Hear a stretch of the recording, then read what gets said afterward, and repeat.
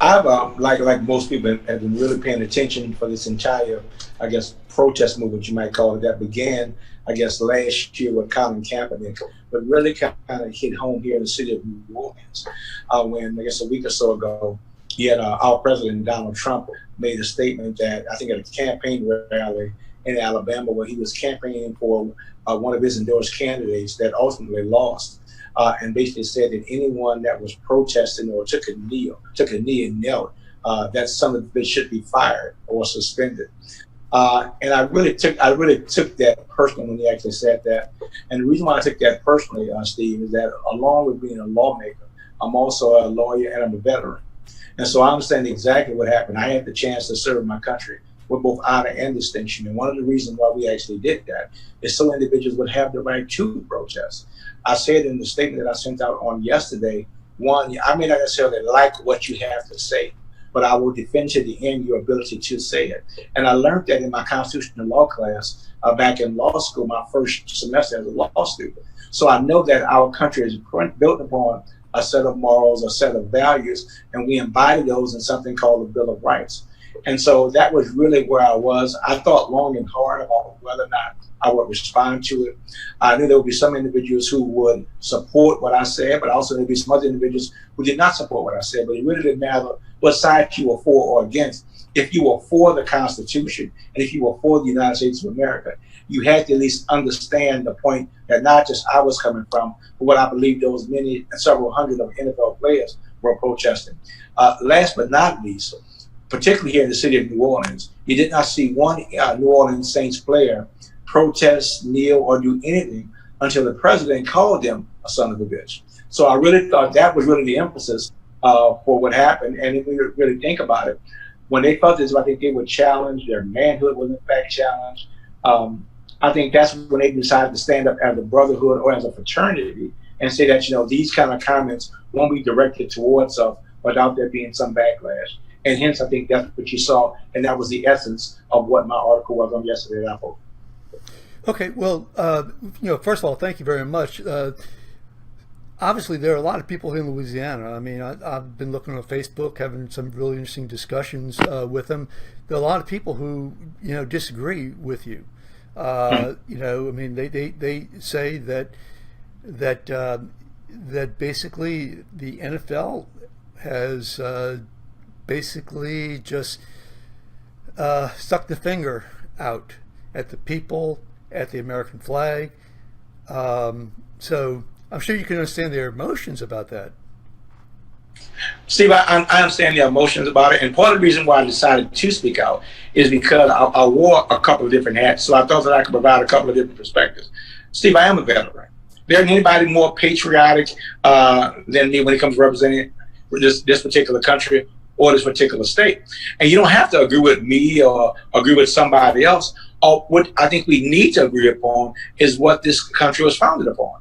If you agree that this country was founded upon basic principles, if you agree that as strong and as consistently as the members of this state support the Second Amendment, which provides us with the right to bear arms, they can't just skip over the First Amendment, which provides us with the freedom of speech. They're all tied together. It's all the Bill of Rights. You can't selectively pick one and not choose the other.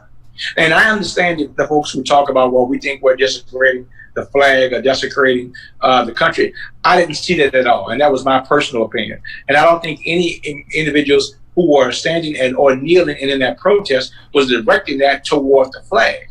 It is my humble opinion that that was being directed toward the comments made toward the President of the United States. And I think he brought that upon himself. And I thought it was unbecoming of the office of the presidency to refer to those individuals or any American in such a fashion. I thought that was problematic. How did it make you feel? I mean, when you read about it, I mean, what was your first reaction?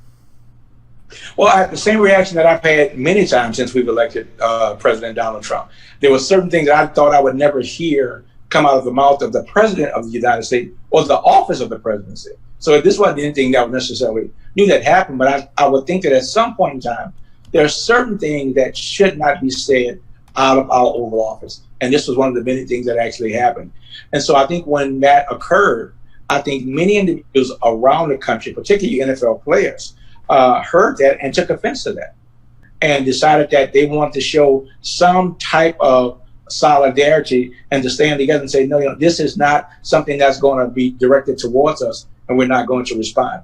I didn't see it having anything to do with the flag. I think individuals who are looking at that are looking at it in really a wrong manner. When you say the flag was disrespected, it's easy to then call you a son of a bitch. But when you get beyond that whole idea and as well, if individuals want to disrespect the flag, they could have disrespected the flag a long, long time ago. Steve, this country has a history of doing things that's not in the best interest of the flag. During the Vietnam War, people burned the flag on a regular basis, and the U.S. Supreme Court has held that it was constitutional to, in fact, do that. So if the highest court in our land has already rendered that it's okay to actually do that, this in and of itself was not tantamount to disrespect. And it's unfortunate that some individuals feel that way.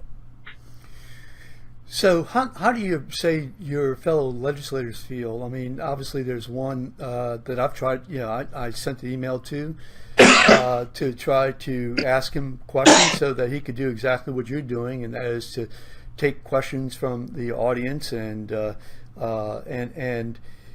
but in general, what's been their response, your fellow legislators?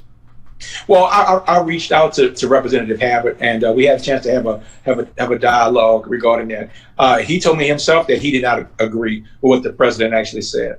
What I think you see, what's unfortunate, Steve, is that oftentimes you see a lot of political grandstanding, political politics, and gamesmanship.